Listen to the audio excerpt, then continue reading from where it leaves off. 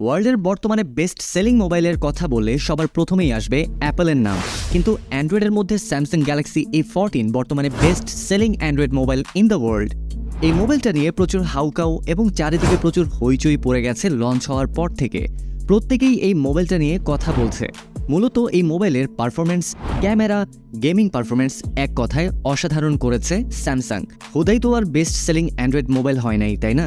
Apple সারা বছর just 4টা mobile launch করে, আর স্যামসাং বছরে 50টা মোবাইল বের করে। এর মধ্যে এ সিরিজ আছে, এম সিরিজ আছে, এস সিরিজ আছে, জি সিরিজ আছে। এতগুলো সিরিজ থেকে জাস্ট একটা মোবাইল মার্কেট গরম করে ফেলছে, আর সেটা হলো Samsung Galaxy A14। Till now প্রায় 30 মিলিয়ন ইউনিট সেল করেছে স্যামসাং। মজার বিষয় কি জানেন? স্যামসাং মোটামুটি সব মডেলের লঞ্চ ইভেন্ট করলেও এই মোবাইলের কোনো লঞ্চিং ইভেন্ট তারা করেনি। যাই হোক, এই মোবাইলটা সবচাইতে বেশি বিক্রি হওয়ার আসল কারণ হলো এর দাম। বাংলাদেশে অফিসিয়ালি 4GB 64GB ভ্যারিয়েন্ট পাওয়া যাচ্ছে 22,000 টাকায়। বাংলাদেশে আসলে প্রাইসটা বেশি। ইন্ডিয়ার কথা বলেন অথবা US এর কথা বলেন, সেখানে প্রায় $150 পাওয়া যাচ্ছে এই মোবাইলটা। এই মোবাইলটির ডিসপ্লে বেশ প্রিমিয়াম এবং বিল্ড কোয়ালিটি দারুণ। 6.6 inch full HD+ PLS LCD display with 90 Hz refresh rate. Bezel পাতলা, কিন্তু চিনটা একটু বড় মনে হয়েছে আমার কাছে। ওএস হিসেবে থাকছে One UI core version 5.1 based on Android 13। 5000 mAh battery আছে। এই স্পেসিফিকেশনের দিকে লক্ষ্য করলে বাজারে আরও অনেকগুলো ব্র্যান্ড খুঁজে পাওয়া যাবে এবং দামও অনেক কম হবে।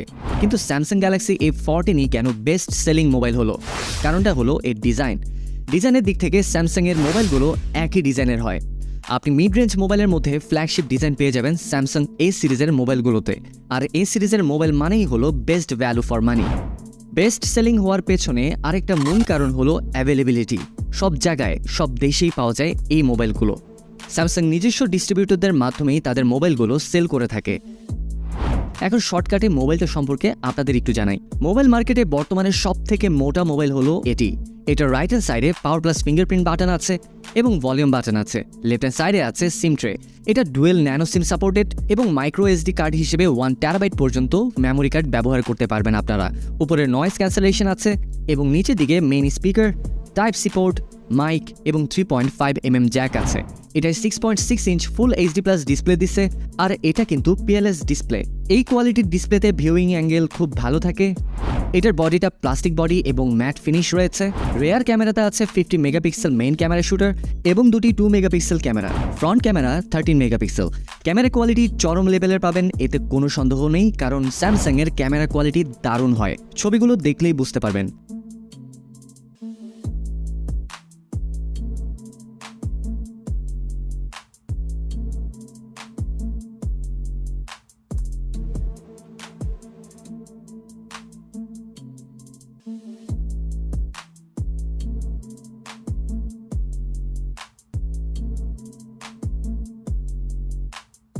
প্রসেসর হিসেবে Exynos 850 প্রসেসর আছে এটায়, যেটা হলো অক্টাকোর 2 GHz এর একটি প্রসেসর। আবার মিডিয়াটেক হেলিও G80 মালি G52 অক্টাকোরেও কিন্তু এই ডিভাইসটির ভ্যারিয়েন্ট আছে।